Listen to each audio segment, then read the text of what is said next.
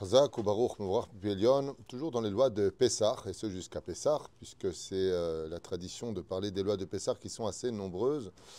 Celui qui a des appartements et qui les louerait, qu'on appelle Airbnb, à partir du moment, comme l'explique le Rav Ovadia Yosef, où son appartement passe dans la propriété d'une autre personne, la personne peut faire de cet appartement ce qu'elle veut, même si elle lui appartient à la base en tant que propriétaire. Ce qui fait que si je loue mon appartement, par exemple, dans le nord ou dans le sud d'Israël à une personne et que cette personne veut rentrer du pain pendant Pessah. Alors, c'est mon appartement, mais il lui est prêté. À partir du moment où il lui est prêté, ça devient sa propriété et il fera ce qu'il veut. Après, c'est une question de Hirat Shamaim. Je ne veux pas que ce qui m'appartienne soit à mauvais escient utilisé. Aval Zeken Yemutar.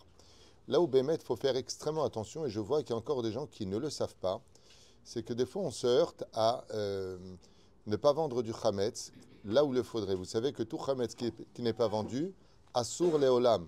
On ne peut plus, Chazve Shalom, manger ce Chametz. Si le Pessah est passé dessus et que ce Chametz n'a pas été vendu, alors on tombe dans des pièges. D'où l'importance de deux choses.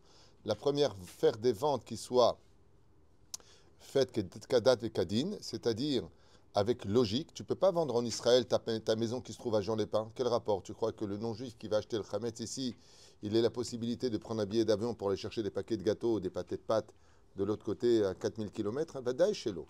La reine Bezrat Hashem, déjà qu'il y a une grande marloquette à savoir si les ventes sont vraiment valables ou pas, au moins qu'elles soient logiques. Quand on fait une vente, il faut qu'elle ait un esprit logique. Ce qui fait que celui qui a encore un appartement, par exemple à Paris, qui veut vendre le Chametz qui s'y trouve, il ne le vendra pas à la Rabbanout d'Israël, il le vendra à la Rabbanout de France, au consistoire de France ou un Beddin de France, qui est date Moshe Israël, pour que la vente soit concrètement possible.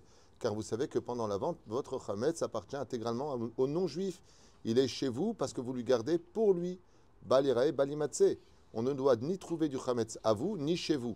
Donc, étant donné qu'il est couvert, on ne le voit pas. Étant donné qu'il n'est pas à vous, Zebeseder. Le mieux à émettre, c'est de vous débarrasser de tout le Chametz que vous possédez. Achitov, d'acheter de moins en moins, juste au jour le jour, pour ne plus du tout avoir de Chametz. Mais dans le cas où il y a des familles nombreuses, ça c'est possible quand on est 2 personnes à la maison, 3 personnes, alors petit à petit on se débarrasse du Chametz, vetulo. Sinon on brûlera le peu qui restera. Et en bezedin baal tashrit, c'est une question qui m'est posée tous les ans bizarrement. Oh là là, je dois brûler tout ça, est-ce que c'est pas baal tashrit? Tchouvaï lo, zelo baal tashrit, c'est une mitzvah de brûler le Chametz. Donc à partir du moment où c'est une mitzvah, elle couvre le domaine de Baal Tashrit. Si maintenant tu as des très grosses quantités, par exemple de pâtes, tu peux tout à fait les donner à une famille qui, elle, va les vendre, parce que dans le cas de familles nombreuses, où c'est très compliqué pour eux de racheter des Kellogg's Cornflakes ou des pâtes ou toutes sortes de nourriture, eux, ils pourront éventuellement le vendre, tandis que toi, tu te seras débarrassé de tout ton chametz, juste brûler le lendemain ce qui est nécessaire. Là où il faudra faire extrêmement attention, c'est après Pessah. Malheureusement, pas tout le monde est chômeur comme il le faudrait ici. Pas tout le monde. Il y a encore des gens qui sont dans l'ignorance des lois. Et surtout dans les tachana, Delek, les pompes à essence. Là-bas, ils continuent à vendre des glaces, Hametz, bien sûr, mais pendant Pessah. Et ce n'est pas vendu. Ce qui fait qu'après Pessah, on s'arrête à une pompe à essence, on achète une glace, on a envie de manger une glace, elle est cachère, il y a le tampon dessus, tout. Le problème, c'est qu'il n'a pas été vendu. Et tu consommes un interdit de la Torah.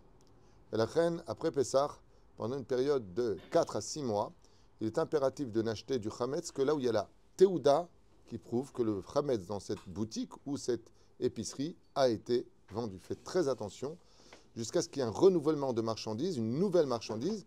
Pour cela, ce n'est pas compliqué. Il vous suffira d'observer la date de fabrication. Si ce que vous voyez est arrivé avant Pessah et qu'il n'y a pas là-bas, malheureusement, de certificat de vente de Chametz, n'achetez surtout pas là-bas. Il y a beaucoup de pièges dans ce domaine, entre autres dans la ville d'Elat où il n'y a pas tout le monde vend, il y a beaucoup de touristes donc, en général. Donc malheureusement, les épiceries sont ouvertes le Shabbat, malheureusement le Chametz n'est pas vendu, ils veulent vendre du whisky qui coûte cher. Et nous, après, qu'est-ce qui se passe? Un mois plus tard, on vient acheter une bouteille de whisky parce que bon, on a un anniversaire par exemple, je ne sais pas quel rapport avec le whisky, mais il y en a un qui adore se saouler. Et ils vont acheter cette bouteille de whisky. Pour eux, ils ont fait de mal. Pessah est passé, ça fait un mois. Mais cette bouteille de whisky, elle était avant Pessah sur l'étagère. En prenant cette bouteille, tu viens de faire un interdit extrêmement grave. D'où l'importance de n'acheter que là où il y a un certificat qui démontre que Bémet, le Chametz, a été vendu. Voilà, c'était juste un petit clin d'œil sur des choses qui sont très journalières et qui, vis-à-vis de cette fête-là, doit nous mettre en garde. Parce que des fois, on va être très minutieux d'avoir gardé Pessah, de ne pas manger de Hametz, et bien sauf on va manger pire après Pessah, sans se rendre compte que ce qu'on vient de consommer, Pessah était passé dessus. Si on a fait le Airbnb, mais que jusqu'au milieu de Pessah, et que la personne elle part et elle a laissé son Hametz dans la maison. Tu le brûles. C'est-à-dire qu'il faut y aller, vérifier. Tu brûles le Hametz qui est trouvé pendant Halamoel, on le brûle. S'il est trouvé pendant Yom Tov, on le couvre. Ça, la Khalema, c'est là. Hazak ou Baruch.